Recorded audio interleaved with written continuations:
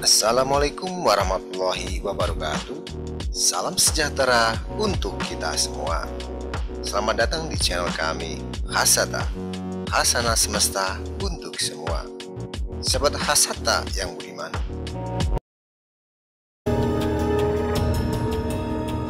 setelah menikahi Ken Dedes dan mengangkat dirinya menjadi Aku Tumapel yang baru, Ken Arok berniat melepaskan Tumapel dari kekuasaan Kerajaan Kadiri atau Panjalu yang dipimpin oleh Sri Kertajaya atau Prabu Dandang Gendis. Di Kerajaan Kadiri sendiri pada saat itu sedang terjadi ontran-ontran perseteruan antara Prabu Kertajaya dengan kaum Brahmana. Sebelum kita lanjutkan, mohon sobat semuanya untuk subscribe terhadap channel kami agar terus terupdate dengan video-video kami yang menarik lainnya.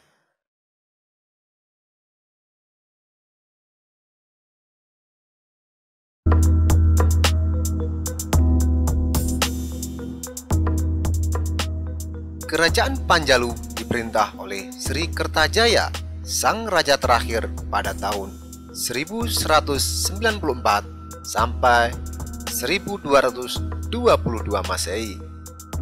Nama Kertajaya terdapat dalam Kakawin Negara Kertagama 1365 Masehi, berisi kitab sastra yang dikarang ratusan tahun setelah zaman Kerajaan Kadiri oleh Empu Prapanca, seorang tokoh agama di istana Majapahit.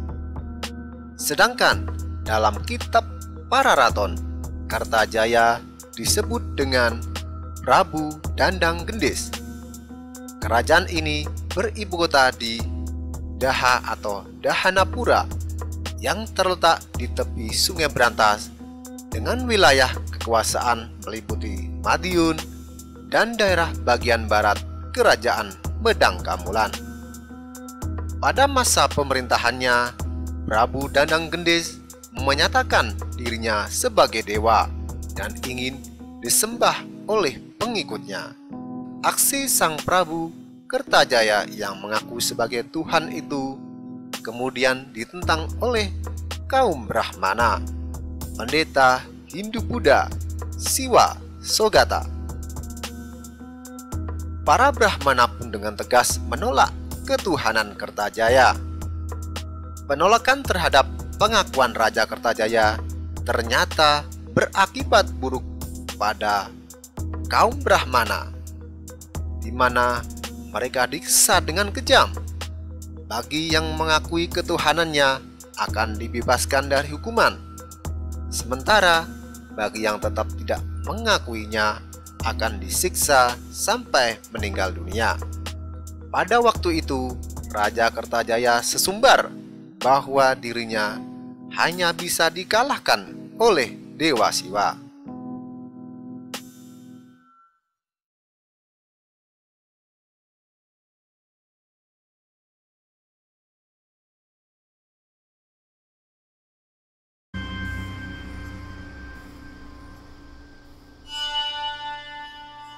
Mendapati kelakuan raja yang sudah keluar batas kewajaran, para Brahmana kemudian memilih menyingkir dari kota Daha sambil menyatakan kesesatan Prabu Kertajaya kepada seluruh rakyat kerajaan yang ditemuinya. Berbarengan dengan itu, di Tumapel tersiar kabar bahwa Tunggul Ametung, seorang Aku Tumapel bawahan Kerajaan Kadiri yang setia terhadap Raja Kertajaya, dibunuh oleh prajuritnya bernama Ken Arok dan mengaku sebagai titisan Dewa Siwa.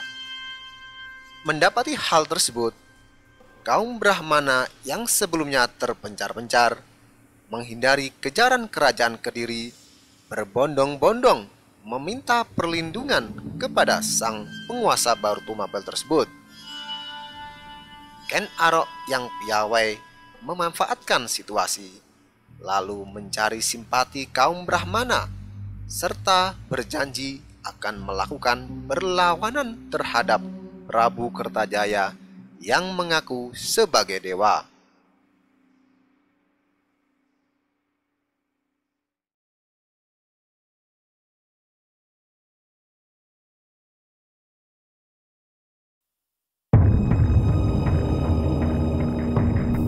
Setelah mendapatkan dukungan penuh dari para Brahmana, Ken Arok kemudian diangkat menjadi Raja Tumapel, bergelar Sri Rajasa Sang Amurwa Bumi. Kaum Brahmana selanjutnya mempengaruhi rakyat agar memberontak bersama-sama Ken Arok melawan Kadiri. Melihat Tumapel membangkang, maka Raja Kertajaya mengirimkan pasukannya untuk menyerang daerah tersebut. Tumapel digempur habis-habisan oleh pasukan kerajaan Kadiri. Namun, Tumapel selalu mendapat kemenangan dari setiap pertempuran. Ken Arok yang didukung rakyat kemudian menyerang balik ibu kota Kadiri, Dahanapura. Pada tahun 1222, kerajaan Kediri pun akhirnya jatuh. Prabu Kertajaya dikisahkan tewas di tangan Ken Arok. Setelah ibu kota Kediri dapat ditaklukkan, maka secara otomatis seluruh bekas wilayah kerajaan Kadiri masuk kepada kekuasaan Tumapel. Ken Arok kemudian mengubah nama kerajaannya menjadi Singhasari. Sebagai raja pertama Singhasari, Ken Arok juga dikenal sebagai pendiri Wangsa Rajasa, leluhur Raja Singhasari dan Majapahit. Selain menikah dengan Ken Dedes yang dikaruniai 4 anak, Mahisa, Wongateleng, Sabrang, Anikbaya, dan Dewi Rimbu, Ken Arok juga mempunyai selir, yaitu Ken Umang, yang juga mempunyai 4 orang anak, yaitu Tohjaya, Sudatu, Tuan Margela, dan seorang putri, Dewi Rambi.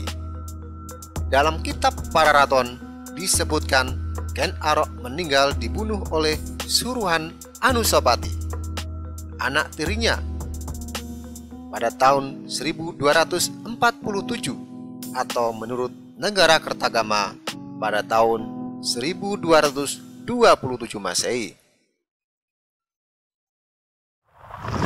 Demikian Sobat Hasata yang budiman.